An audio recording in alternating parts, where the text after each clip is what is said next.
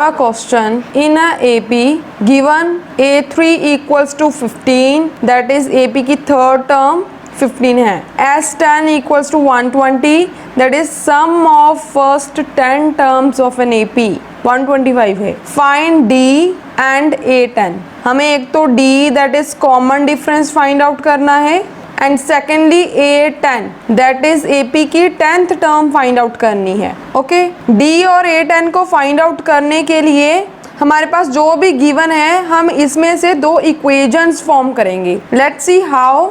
A3 हमारे पास 15 है. A3 को हम कैसे लिख सकते हैं? देखो nth टर्म को लिखने के लिए हमारे पास एक फॉर्मूला होता है an equals to a plus n minus 1 into d. तो सिमिलरली A3 को हम कैसे लिखेंगे? A that is first term plus n minus 1. यहाँ पर n है तो n माइनस 1, यहाँ पर 3 है तो 3 माइनस 1 इंटू डी. डी क्या है? Common difference equals to 15. अब इसे सिंप्लीफाई करते हैं. a plus 3 minus 1 2 into d equals to 15. अब देखो ये इक्वेशन एक है और वेरिएबल दो हैं, अननोन टर्म्स दो हैं, राइट? एक तो a इसमें हमें फाइंड आउट करना है और एक d फाइंड आउट करना है, राइट? तो इसे हम इक्वेशन नंबर 1 लिखते हैं बिकॉज यहाँ से हम किसी की वैल्यू नहीं निकाल सकते हैं अभी. अब सेकेंडली हमें क्या गिवन है? S10 equals to 125. अब देखो S10 को हम कैसे लिख सकते हैं?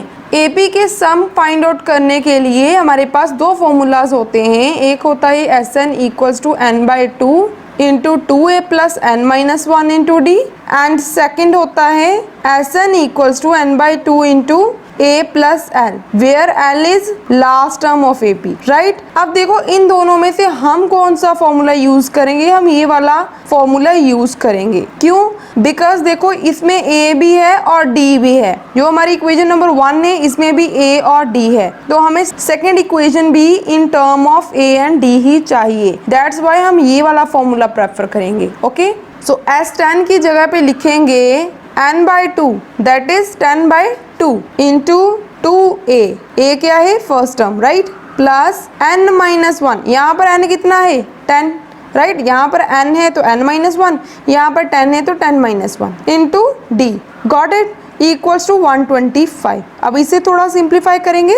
2 1 ज़ा 2, 2 5 ज़ा 10, यहाँ पर 5 लिखेंगे into 2a plus 10 minus 1 9 into d equals to 125. 2a plus 9d as it is लिखेंगे इक्वल्स टू 125 भी एज इट इज लिखेंगे. अब देखो ये जो 5 है वो यहाँ पर इस ब्रैकेट के साथ मल्टीप्लाई हो रहा है तो इक्वल्स टू की दूसरी साइड जाने के बाद ये डिवाइड होगा, राइट? तो हमारे पास आ रहा है 2a plus 9d equals to, इसे कैंसिल कर देते हैं. 5 1 ज़ा 5, 25 5 ज़ा 125. अगर आपको ये कटिंग क्लियर नहीं है तो आप साइड पे इसे डिवाइड करके देख सकते हो. Got it? तो अब इसे और हम सिंप्लीफाई नहीं कर सकते, इसे हम इक्वेशन नंबर 2 लिखेंगे. आप देखो इक्वेशन नंबर 1 और 2 को यूज करके हम a और d की वैल्यू निकाल सकते हैं. a और d की वैल्यू किस मेथड से निकालनी है ये आप पर डिपेंड करता है. ओके,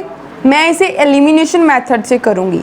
एलिमिनेशन मेथड के लिए हमें एटलीस्ट एक अननोन टर्म का कोफिशिएंट इक्वल करना होता है. जैसे कि यहाँ पर a का कोफिशिएंट 2 है तो यहाँ पर भी a का कोफिशिएंट हमें 2 करना होगा. तो हम क्या करेंगे? Multiply equation 1/2 and we get equation number 1 को 2 से मल्टीप्लाई करने के बाद हमारे पास क्या आएगा? 2a प्लस 2 2 ज़ा 4d इक्वल्स टू 15 2 ज़ा 30. तो अब इसे इक्वेशन नंबर 3 लिख लेते हैं. On subtracting equation 2 and 3 we get 2a plus 9d minus 2a plus 4d equals to 25 minus 30.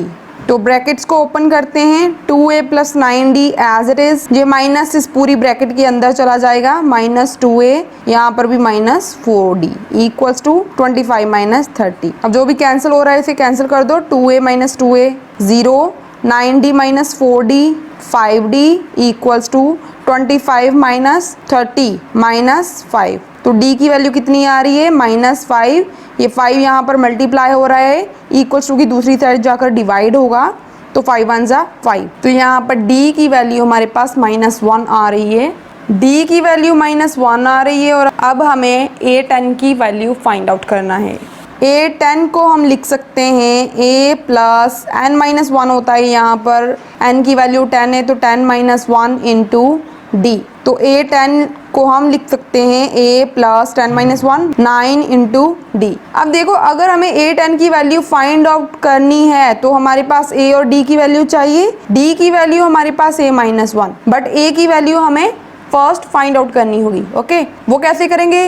D की वैल्यू इक्वेशन नंबर 2 और 3 में से किसी में भी पुट कर देते हैं। ओके, इक्वेशन नंबर 2 में पुट करते हैं 2A plus 9 into D। D की वैल्यू कितनी है? -1 इक्वल्स टू 25। 2A 9 1 जा 9 माइनस का 1 है तो यहाँ पर माइनस आ जाएगा equals to 25। 2A equals to 25, ये 9 माइनस का है इक्वल्स टू की दूसरी साइड जाकर प्लस का हो जाएगा। 2A equals to 25 plus 9 34। तो यहाँ से A की वैल्यू कितनी आ रही है? 34।